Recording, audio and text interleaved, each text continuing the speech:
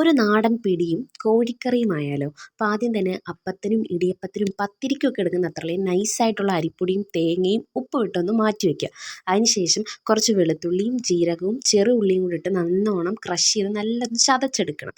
പിന്നീട് ഒരു വെള്ളം തിളപ്പിക്കാൻ വെക്കുക. വെള്ളം തിളച്ചതിന് ശേഷം നമ്മൾ അതിനകത്തോട്ട് ഈ മിക്സ് ചെയ്ത സാധനങ്ങളൊക്കെ ഇടിച്ചെടുത്ത സാധനങ്ങൾ വയ്ക്കുക. പിന്നെ ഈ അരിപ്പൊടിക്കകത്തോട്ട് ചൂട് പോകുന്നതനുസരിച്ച് കുഴച്ച് ഒഴിക്കുക.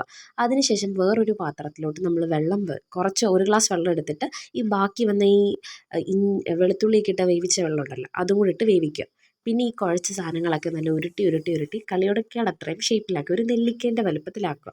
അതിനുശേഷം തിളച്ച് വരുന്ന ഈ വെള്ളത്തിലോട്ട് നമ്മൾ ഓരോരോ ബോളും ഒട്ടാത്ത രീതിയിൽ ഇട്ട് കൊടുക്കണം. ഒട്ടിക്കഴിഞ്ഞാൽ പിന്നെ അതങ്ങ് ഒടിഞ്ഞു പോകും, പൊടിഞ്ഞൊക്കെ പോകാൻ ചാൻസ് ഉണ്ട്. പിന്നെ വേറൊരു പാത്രത്തിൽ കുറച്ച് മാവും, അതായത് അരിപ്പൊടിയും തേങ്ങയും കൂടി ഇട്ട് ഉപ്പും കൂടി ഇട്ട് കൈയും കൊണ്ടൊന്ന് നന്നായിട്ടൊന്ന് ഇളക്കിയെടുത്തതും കൂടെ ഒഴിച്ചതിന് ശേഷം തേങ്ങാപ്പാലും കൂടെ ഒഴിച്ച് നമ്മുടെ പിടി ഇവിടെ നല്ലോണം തിളയ്ക്കുക. അപ്പം ലൈറ്റായിട്ട് ഒരു 10 മിനിറ്റ് ശേഷം പിടി ഇളക്കി കൊടുക്കുക കേട്ടോ.